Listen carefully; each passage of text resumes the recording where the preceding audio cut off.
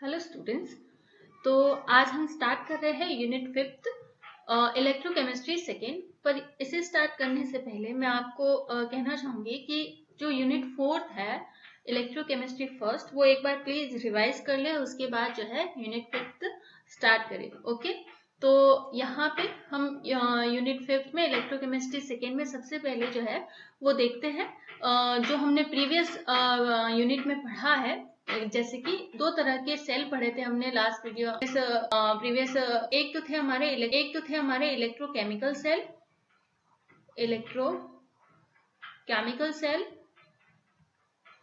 और एक थे इलेक्ट्रोलाइटिक सेल। ठीक है।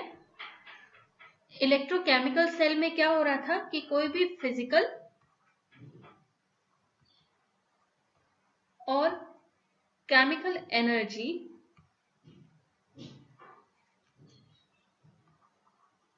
कन्वर्ट करता है ये इलेक्ट्रिकल एनर्जी में, राइट। और इलेक्ट्रोलाइटिक सेल में क्या होता है, electrical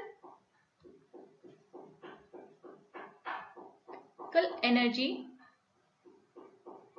convert into chemical energy, right. तो ये बेसिक सी डेफिनेशन होती है यहाँ पे इलेक्ट्रोकेमिकल सेल और इलेक्ट्रोलाइटिक सेल में। ओके, अब इलेक्ट्रोकेमिकल सेल में जो हम एक सेल पढ़े थे गैल्वेनिक सेल, इलेक्ट्रोकेमिकल सेल में सेल पढ़े थे हमने गैल्वेनिक सेल। ठीक है, इलेक्ट्रोकेमिकल सेल को ही हम क्या कहते हैं, गैल्वेनिक सेल कहते हैं। और इसमें आपको याद हो तो आपने पढ़ा था डेनियल सेल, एक एग्जाम्पल डेनियल सेल में बेसिकली आपको क्या पढ़ा था आपने, यहाँ पे देखते हैं हम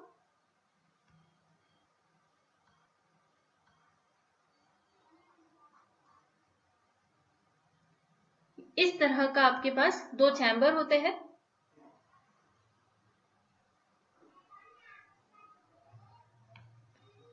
राइट।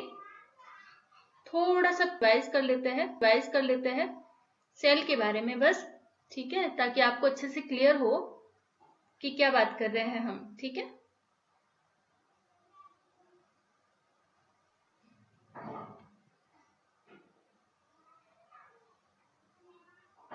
ये आपका दूसरा इलेक्ट्रोड है। ओके,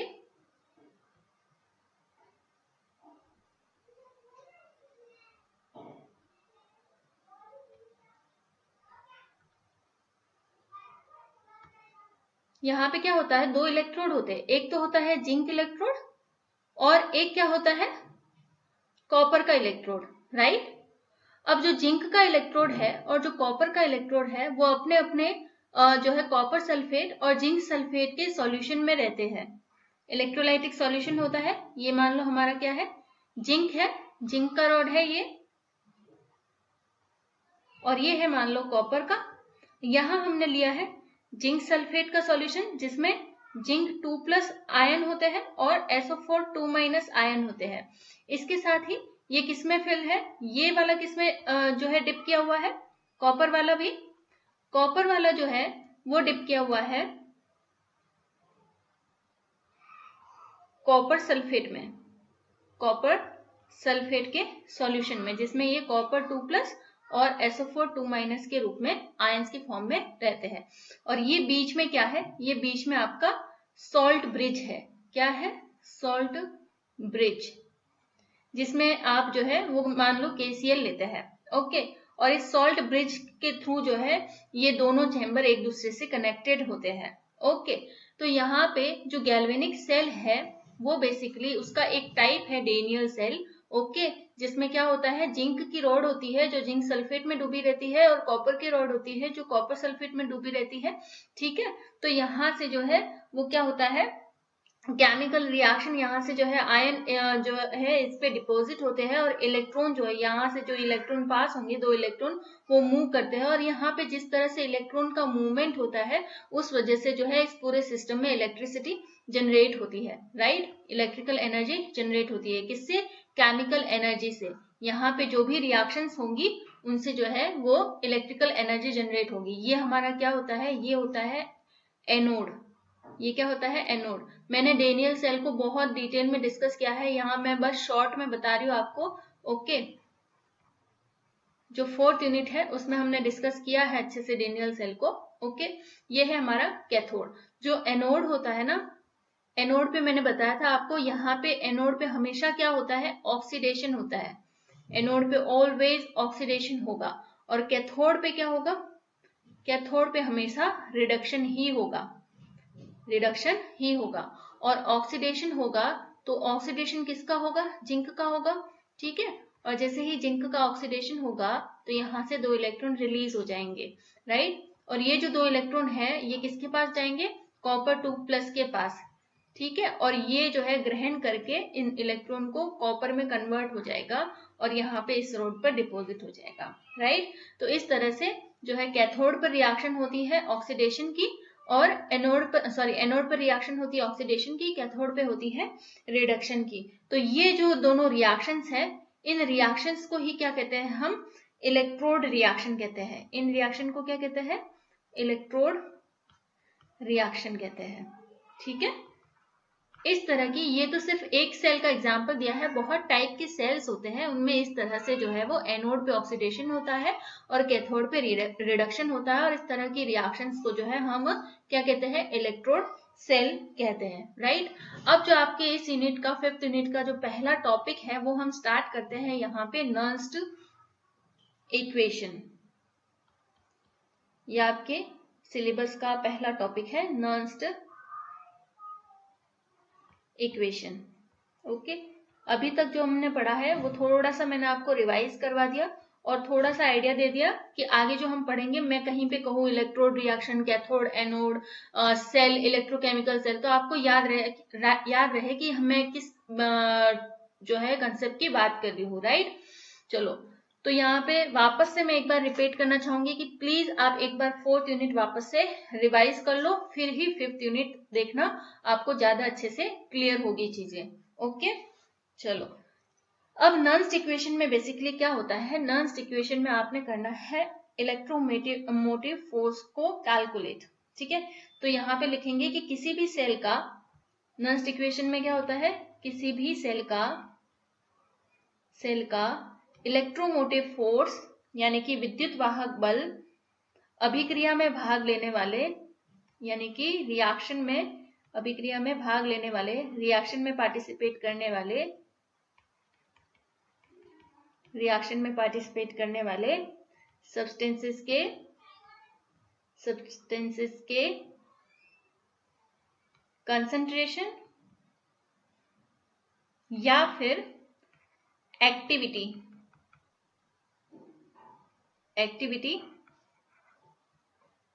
पर निर्भर करती है। अब देखो, इलेक्ट्रोमोटिव फोर्स भी हम डिटेल में पढ़े हैं 4th यूनिट में और एक्टिविटी के बारे में भी हमने अच्छे से पढ़ा है 4th यूनिट में, राइट। तो यहाँ पे मैं कह रही हूँ कि किसी भी सेल का अगर आपने इलेक्ट्रोमोटिव फोर्स निकालना है किसी भी सब्सटेंस का, तो उसके लिए आपको जरूरी रहता है क्या पता रहना? उसकी कंसंट्रेशन। पर याद रखना, यहाँ पे हम आयनिक सब्सटेंसेस की जब बात करते हैं तो कंसंट्रेशन से भी बेटर होता है कि हम एक्टिविटी कंसिडर करें। आयंस के केस में हम क्या कंसिडर करना ज्यादा सही रहता है?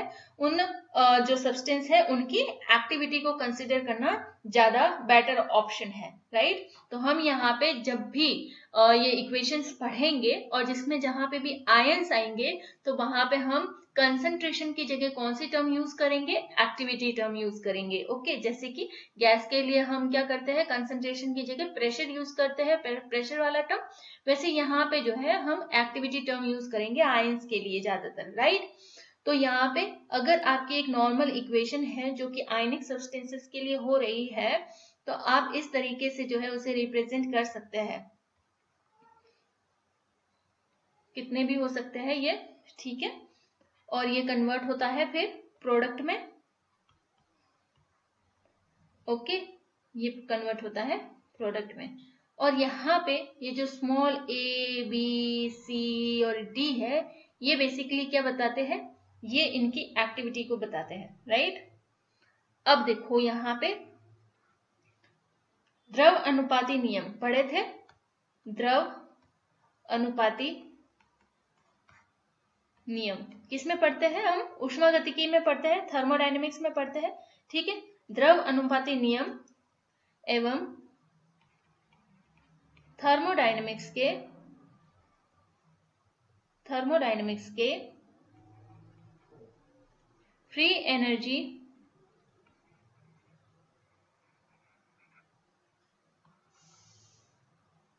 फिनोमिनन के आधार पर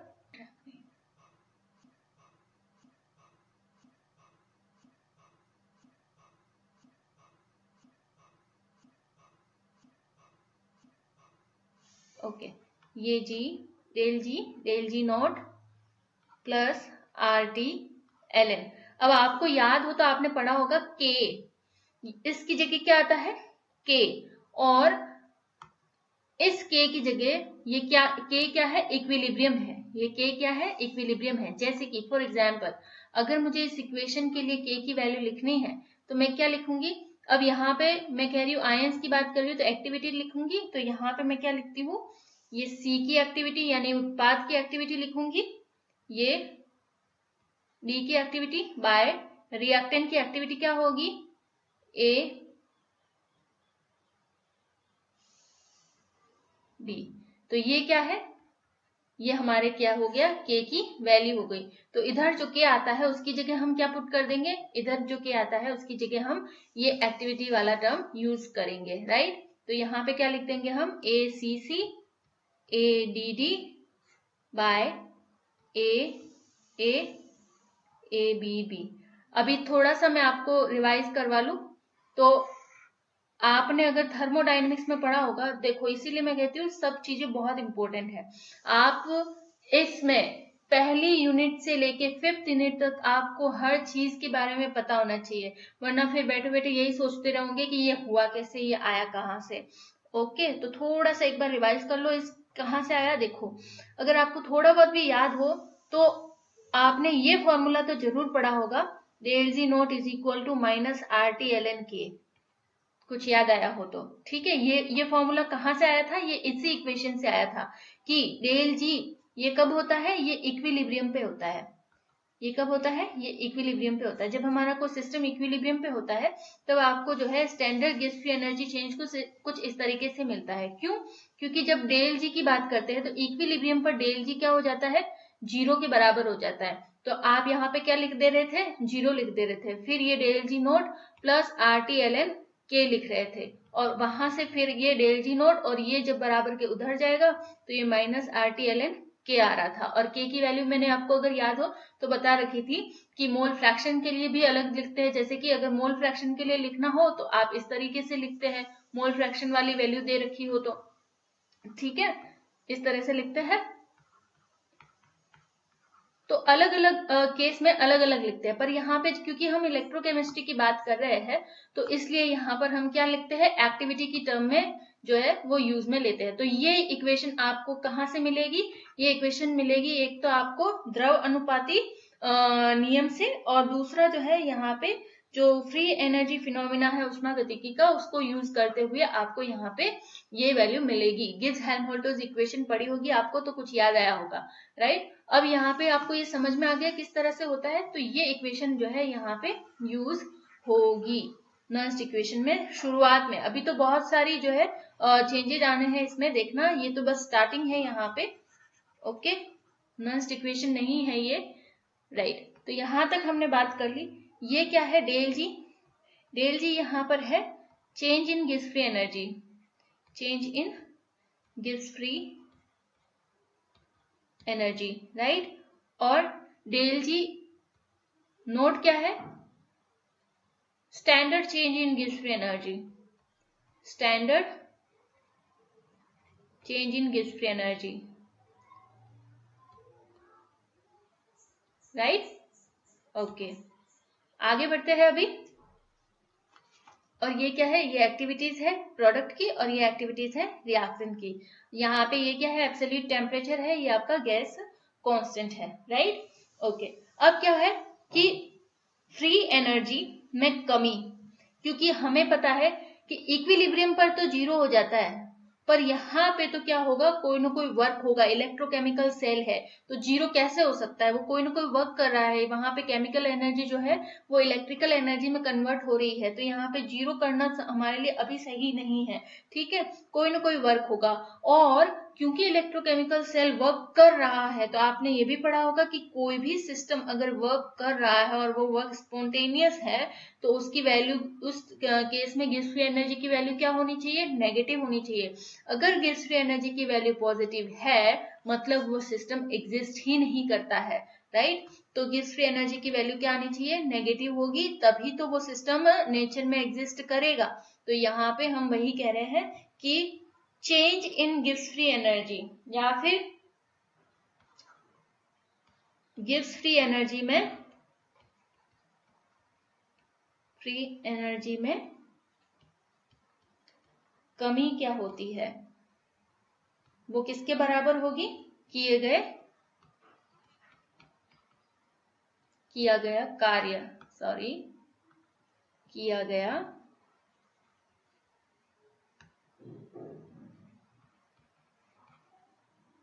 विद्युत कार्य, या फिर हिंदी इंग्लिश में इसे कहे तो किया गया इलेक्ट्रिकल वर्क, राइट। तो नेगेटिव डेल जी गिब्स फ्री एनर्जी में कमी किसके बराबर होता है, NFE के बराबर होता है। किसके बराबर होता है, NFE। N यहाँ पे क्या है, नंबर ऑफ इलेक्ट्रॉन्स, ठीक है, जितने भी जो है ट्रांसफर हो रहे हैं। ओके, ये F क्या है, यहाँ पर F है फेराडे, और E क्या है, यहाँ पे E है आपका इलेक्ट्रोमोटिव फोर्स। और ये N कहाँ से आता है, देखो अगर डेनियल सेल में देखें तो N की वैल्यू डेनियल सेल के लिए कितनी होती है, डेनियल सेल के लिए N की वैल्यू होती है 2, क्योंकि यहाँ पर जो इलेक्ट्रॉन का ट्रांसफर हो रहा है वो कितना हो रहा है, 2 इलेक्ट्रॉन्स का ट्रांसफर हो रहा है। तो यहाँ पे जो गिब्स फ्री एनर्जी में चेंज जो है वो किए गए इलेक्ट्रिकल वर्क के बराबर होगा, और इलेक्ट्रिकल वर्क किसके बराबर होगा, NFE के बराबर होगा। ओके, और एट स्टैंडर्ड कंडीशन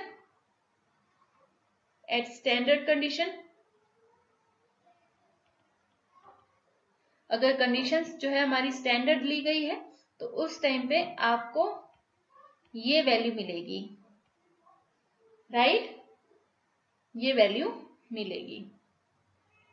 ओके, तो अभी हमारे पास क्या है, अभी हमारे पास दोनों वैल्यू है। एक तो हमारे पास जो है वो डेल जी नोट की भी वैल्यू है और डेल जी की भी वैल्यू है, तो यहां से हमें ये दोनों वैल्यू मिल गई है।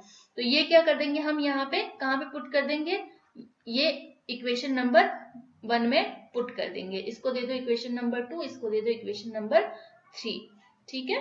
तो इक्वेशन नंबर 1 में पुट करें तो डेल जी था, यहाँ पे माइनस भी है तो हम लिखेंगे माइनस NFE, ये भले माइनस आप इधर ले लो, राइट। तो ये क्या हो गया, माइनस NFE, फिर क्या था, डेल जी नोट था, तो माइनस NFE नोट, और ये क्या हुआ हमारा, ये था आपका RT ln ACC into ADD bye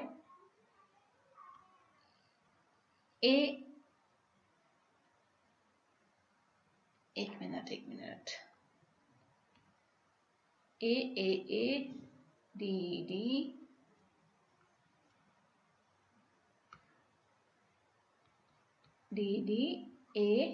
A into ABB, ये हो गई आपकी इक्वेशन। पर यहाँ पर भी ये कंप्लीट नहीं होती है, इसे और ज्यादा अगर आपने सिंप्लीफाई करना है तो इस इक्वेशन को क्या करते हैं, हम डिवाइड कर देते हैं किससे, माइनस NF से।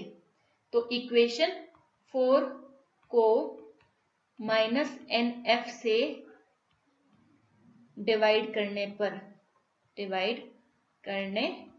पर तो जैसे ही आप डिवाइड करेंगे, तो देखो मैं यहाँ पे डायरेक्ट कर रही हूँ, पर आप इसको लिखना सही से, ठीक है। ये मैं माइनस NF से डिवाइड करूँ इसको भी मैं माइनस NF से डिवाइड करूं और इसको भी मैं माइनस NF से डिवाइड करूं तो ये क्या हो जाएगा, ये दोनों कैंसिल हो जाएंगे एक दूसरे से, यहाँ पे ये भी कैंसिल हो जाएगा और यहाँ पे ये क्या आ जाएगा, इधर माइनस साइन आ जाएगा, नीचे NF आ जाएगा।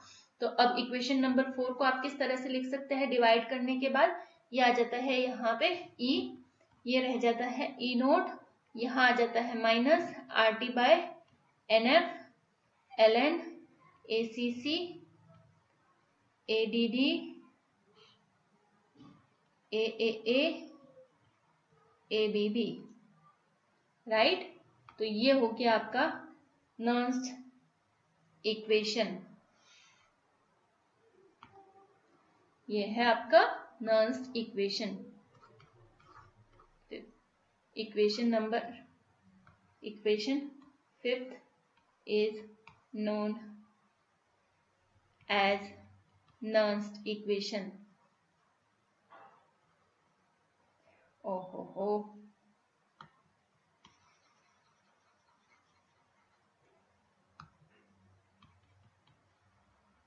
Nernst equation,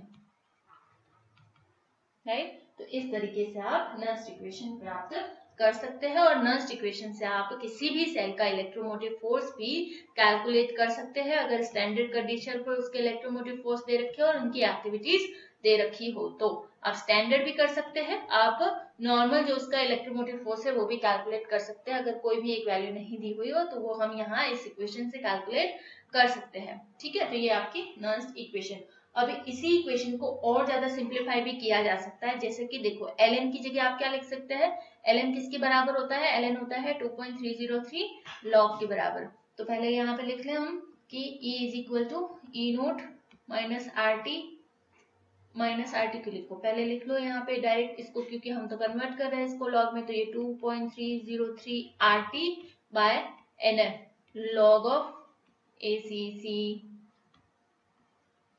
ADD AAA ABB, ठीक है।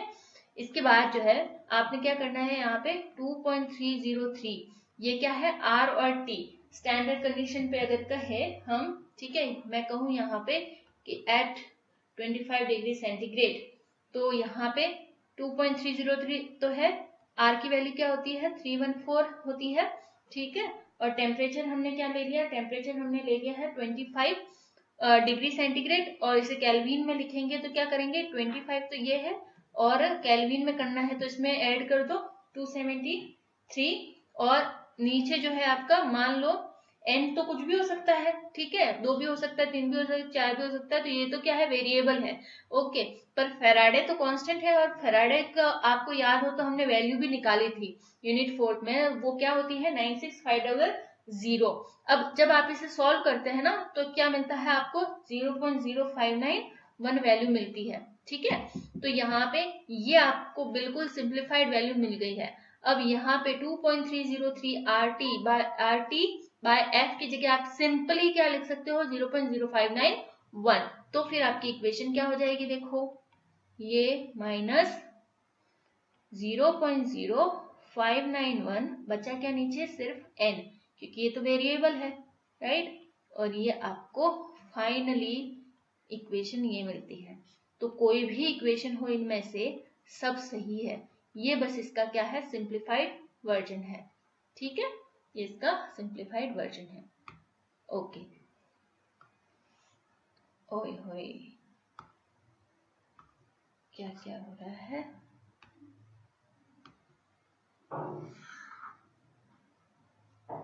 Right, okay.